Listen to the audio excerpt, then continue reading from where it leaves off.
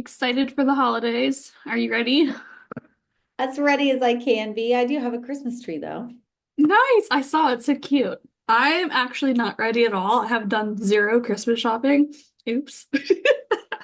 Same. Same. So actually, that's a good tip to our e-commerce brands. Get your stuff ready because those last Yep. shoppers. Procrastinators, let's go. Final sales for them always helps. So today is our episode 8 of marketing for e-commerce brands, which is super exciting. And we're going to talk about content bank strategies and how to, basically cut time down, save money, all that good stuff through creating a content bank. But before we dive into that good stuff, we want to talk quickly about the downfall of X and a new platform that's on the scene, which is Bluesky. So I know we had talked about before, and I posted a post across all of our socials saying, brands, don't leave Twitter. It's not, or X, it's not going anywhere, and all of this stuff. And I think things have really shifted a lot since we had that conversation. So I just wanted to revisit it. And I've also kind of played around with the new Bluesky. So I want to get your opinion on it because I think it's something that should be on social media marketers' radar. Maybe not for brands quite yet. I look at it being a little bit below Threads right now, and I'm not even on Threads yet. But I think there are definitely small opportunities that could become larger in the future. But obviously, are you on X still? So, a few of my clients are on X, and some of them are making the decision to no longer use it. I think it's similar to what may happen with TikTok if they do boot it next month. It's, a change in the culture of, who your users were, and then you make a big change. Nobody likes change, and then you lose a lot of them. So then there's a huge competition to capture that market share from other platforms that are rising. I know personally the first day that Threads came out on Instagram, I immediately made an account. I said, "Oh, this is the new Twitter. I'm already on Instagram. I like their stuff. I'm gonna merge there." I did look at Bluesky before this. I personally have not heard about it until you said it. Really? Um, yeah. It does. The first thing I noticed was that the change with Twitter seemed to be that they're trying to monetize everything as much as possible to try to make their numbers back. And the first thing I noticed about Bluesky is that it's decentralized and free for users, which That's is a huge selling point to people who use it daily. Yes. However, there are talks about how long that is actually going to be able to be maintained because Yeah. every social media company needs a profit Mhm. to exist.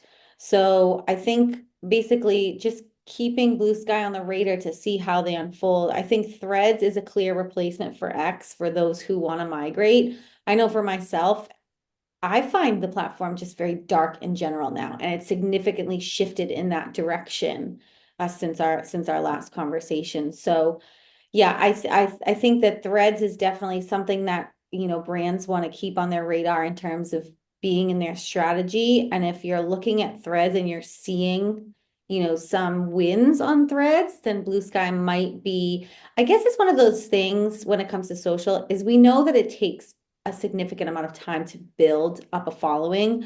So I would say create the profile if you have a reason to be there. Doesn't mean you have to put a ton of resources into it, but your following can grow, slowly. And it's better to start that stuff now than later. But I think that Bluesky is going to be an interesting one for the future. I don't see X completely falling flat and disappearing. Yeah. But it's going to be an interesting year ahead for the company because, I always say, I'm like, it's like if I were to buy a milk farm, I don't know anything about cows and how to make milk. And Elon Musk has purchased a company that I just don't think he knows what he's doing with. And we'll see where it goes from there. I think as a business owner, you have to consider your customer base and who the users of X today primarily are, and if that fits within your target market. And then the other thing with the downfall of X is I've also noticed a lot of people are no longer integrating with X, such as Go High Level.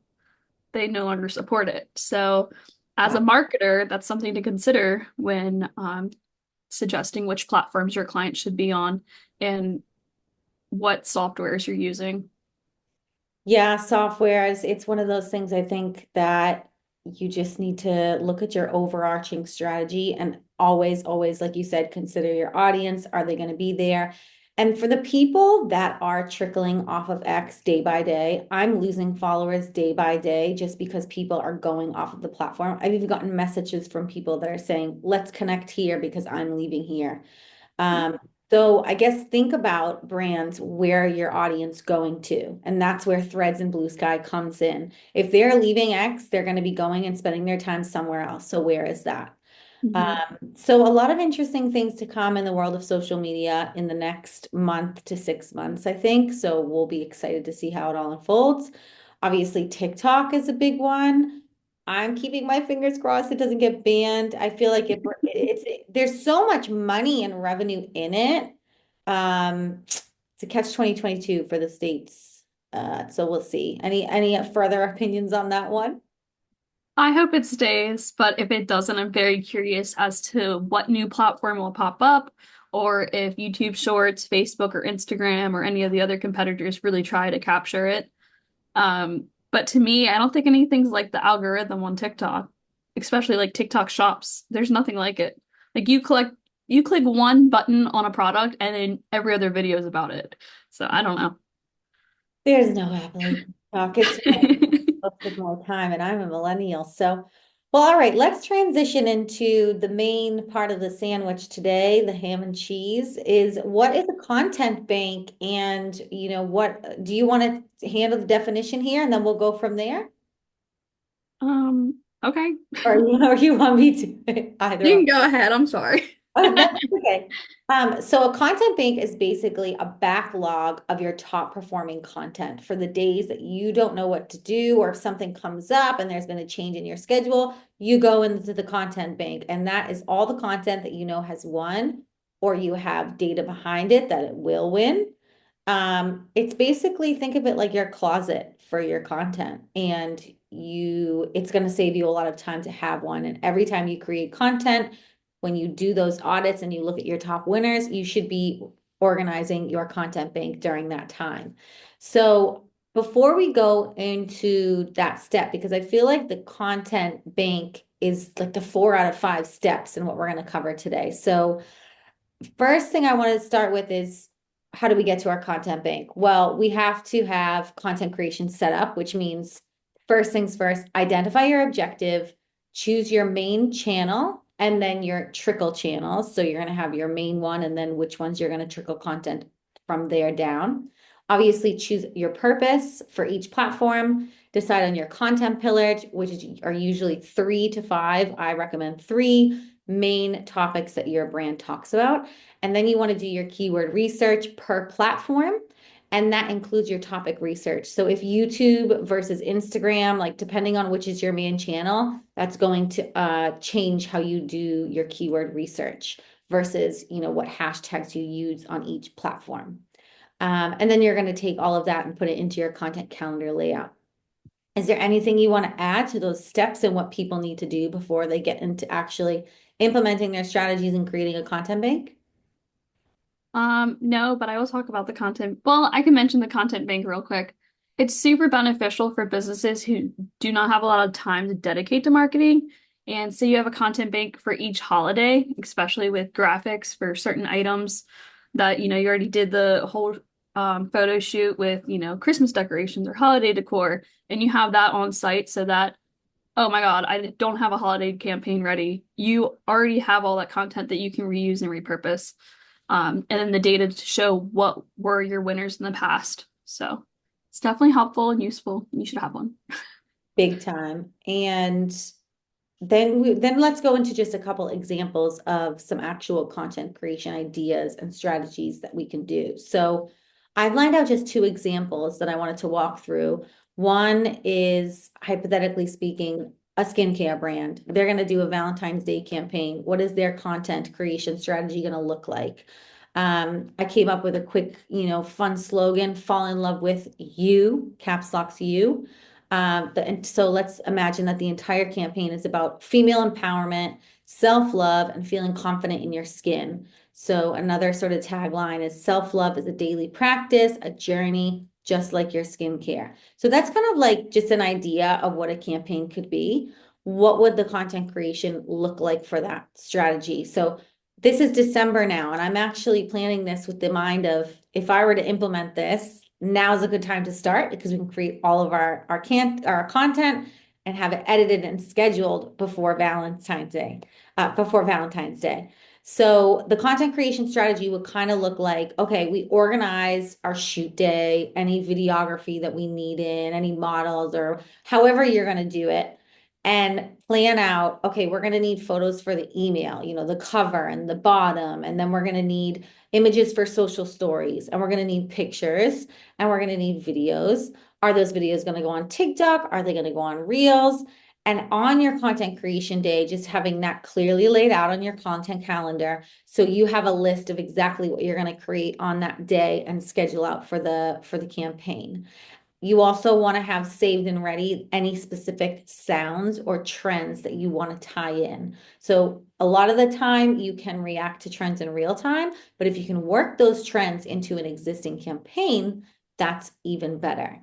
So that's kind of just one little example. Is there anything that you feel like I'm missing in there? No, I have an example that I'm working on currently with one of my clients. We are in this exact process now. Last night, I went to do all the photos and videos for their younger classes. It's for a martial arts studio.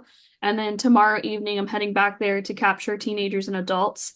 And the whole campaign is like New Year, New You, join a new hobby, and then it's joining a martial arts class. Um, so yeah, it's right in line with this. I love that. I love that. And that hits one of the three tiers, which we always say engage, entertain, and inspire. Inspire is one of the Mhm. inspiring people is a huge one. So Yeah. excited to see how that unfolds for your client. Thanks. I'll keep you updated. Yeah. Cool. So then another example too is I see a lot of coaches out there that have really, really good funnel strategies. So, an example like a money coach, their key channel might be YouTube. So, back to that keyword research, they're going to be creating content and having lives and events and workshops that are around those things that their potential clients are searching for. So, YouTube is a great one we've talked about before. I love a trickle down strategy from there. But let's think about their content strategy. Say they will be creating long form content in a podcast form, and then that podcast, just like ours, trickles out into all the social media channels. But then you might also have a live event where you have people subscribe and you get them on your email list and you have them tune in. And before they tune in to that live event, you're obviously going to email them and say, hey, we're starting in an hour. You can then say, hey, join this group, to be part of this event. Tony Robbins does this a lot as well. And then also sprinkling in your lead magnets in there. So there's a clear journey there that I'll see a lot of coaches take. So thinking about, they're obviously going to have content creation days, but they might be campaigns, they might be more brand focused when they're focusing on the long form content strategy. Does that make sense? Yes. Yes, awesome. And anything else you want to add on that, or have you seen any good coaches around? I see a few good like mental health coaches. Another thing that they do commonly is create a private like chat or conversation thread within like Instagram or channel. That's the correct term. Panel, Uh, yeah. anything to make your potential client feel exclusive and like special access to certain features of your business to convert them into a customer is definitely great to add. Yeah, another thing, because I actually did a free audit for a small mental health company based in Ireland. And that was one of my feedbacks is like they had such a clear purpose of why to be there, but it just wasn't showing through in their content. And Yeah. the content gave me like a 1984 TV ad vibes where I was like, this is too old school for what we're trying to do for the platform. So keeping that in mind when you're creating content is, does it fit the platform? Is it going to be relevant? And if it is going to come off as old fashioned, make it modern old fashioned, if that makes It's sense. like going into a doctor's office or a school and they have those old time landscape pictures that say inspire or, motivation. Exactly, exactly.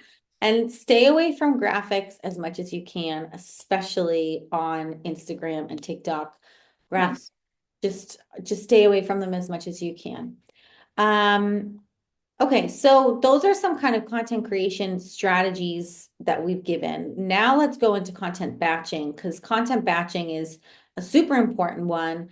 And I just want to break down what you need to kind of consider in terms of the steps of content batching. So, what is content batching? That's when you're creating a bulk amount of content, usually about a month's worth. Sometimes you can do a quarter, but with social, it's usually a month in one go. So you're going to have your shoot day, then you're going to have your editing, editing step, then you're going to have the scheduling step, and then you're going to have the analyzing step. So you have four clear steps that come with content batching. And what you want to do is just think about how you need to prepare for each one and what processes can run them smoothly. So you need to prep for your shoot day. Again, make sure you have your videographer. Are you going to need lighting? Are you going to need sound? Are you going to need a stylist on set, anything like that?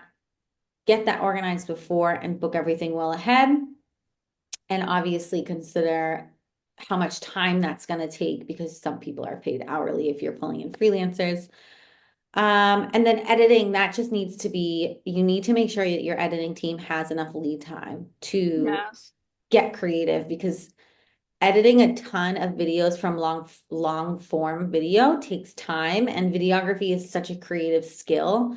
So just make sure that you are not giving your videographer or whoever's editing your stuff, don't ask them for a 24-hour turnaround. Give them enough time and work that into your schedule so that there's a week lead time that we need from the time that we have the shoot to the time that we can actually push things into implementation and scheduling. And then obviously the analyzing, that really comes down to making sure that your tracking, your UTM tracking is set up and that you have an internalized, whether it's an automated sheet that people can go in and click through or a guidelines that people can go in and pick out, okay, this is my type of content.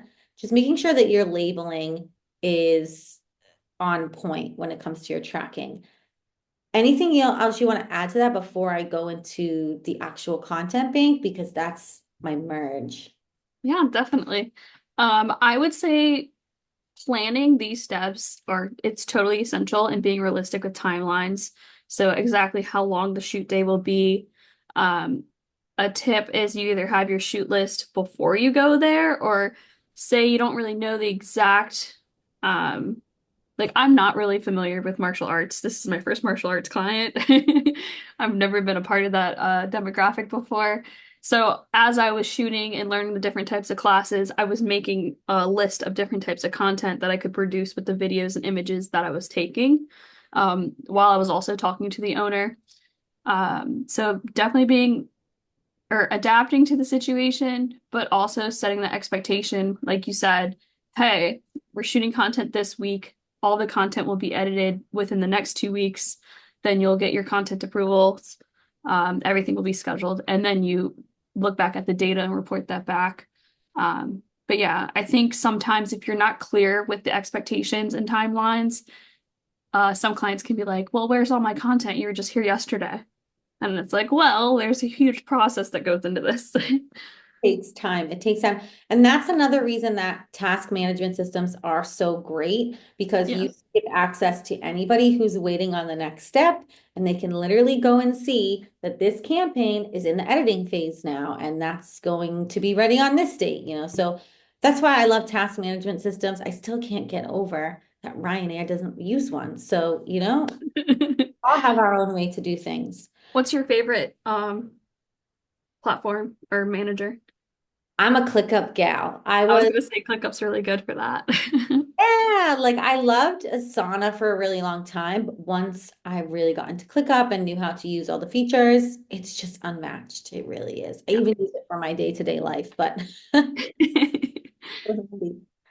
so going into, I guess the main star of the day is the content bank because it kind of it kind of comes into par right around the analyzing step, I feel like, right? Because every audit we're going to be doing our top 3 to 5 performing posts. We're going to be doing our top emails, any top SMS, anything that drove a significant amount of conversions, traffic, or engagement. We're going to be looking at, and that content needs to go immediately into your bank. Mhm. That content bank then serves for paid ads, and anytime that you have a moment where you're like, oh, something happened where we can't post this content. Maybe the audience is a little too sensitive right now to hear a post. Always good to keep your ear on the ground. And then you have that bank to go pull out some money and put it into your content scheduler to prevent any wrongdoing. So I think one of the most important parts of creating a content bank has to be the labeling. Would you agree with me on that? Yeah, no, definitely. Like I said with the holidays, if all of your content is just in a like Google folder or Dropbox and nothing's labeled, you're going to spend so much time going through that and trying to find the right content when if you take the 2 seconds to label everything, it'll save you so much time in the future.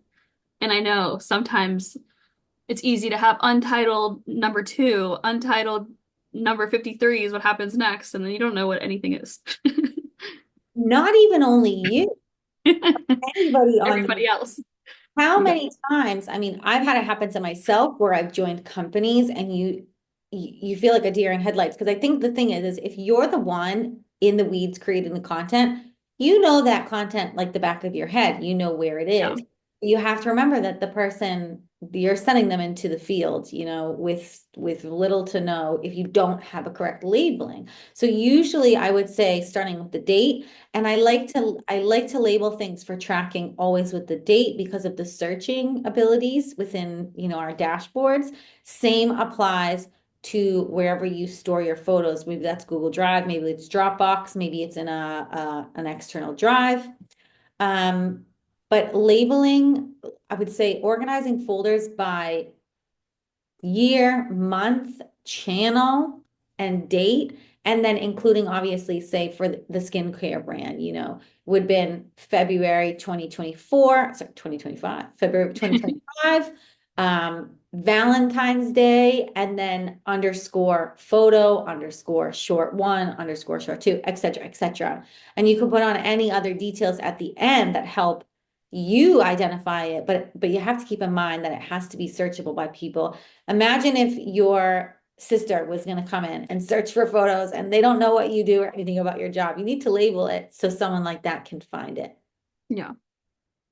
Um, so basically, that content bank is going to be created mostly monthly. And then also, when you're having those shoot days, you can always create a B-roll, which is a common term known in the video world. You always want to create a B-roll anyways. Think of creating a B-roll for the pics as well, of like, oh, just extra ones that we might want to test. Maybe also a B-roll of creating wins in the past, so ones that have done well and updating those and redoing those. So taking your wins, put them in the bank, and then recreating them again. So your content bank is not only there for when you need content, but when you're creating content as well. Um, so I think the last kind of final thing before we wrap today up is just the main 3 KPIs that you want to keep an eye on when you're thinking about your content bank, because they're only going to be the top ones in there that have killed it before. So you're looking at highest traffic drivers, highest engagement drivers, and highest conversion drivers. That's an obvious. Mhm. So is there any other KPIs that you would keep an eye on? But I feel like those are the main 3 ones. Am I missing? No, I think that's correct. I would just say for conversions, lead labeling what type of conversion. So if it's like a leads campaign, I would just add that. If it's sales, just be specific because that'll help as well. Yeah, for sure. And we're not going to get into scheduling and analyzing in this episode, just because when I was breaking down the content bank topics, I realized scheduling and analyzing that deserves its own episode, right? Yeah, definitely. There's so much good stuff going on in there. So we'll get into scheduling and analyzing in another episode, maybe next episode, but TBC. Um, we want to wrap things up now, but I would just start saying, don't forget to hit subscribe and like this video and share it with somebody who you might think, hey, you're an e-commerce brand owner. You might need some advice. This will be good for you. So don't forget to hit subscribe and like this video and share. And then Diana, do you just want to share our kind of holiday special before the end of the new year? Yes. So before the end of the new year, you can take advantage of our audit and implementation package for social media for e-commerce brands at 25% off our normal rates, um, which I believe is normally 6K together. Yes, 6K together Yes. And that's for 3 months. for 3 months. That's correct. Yeah. And yeah, so our rates are going to be increasing on January 1st. So guys, get in touch now and get those prices for 2025 locked in. You'll get the grandfather price. Otherwise, that's really it for today. And thanks everybody for tuning in. See you guys next time.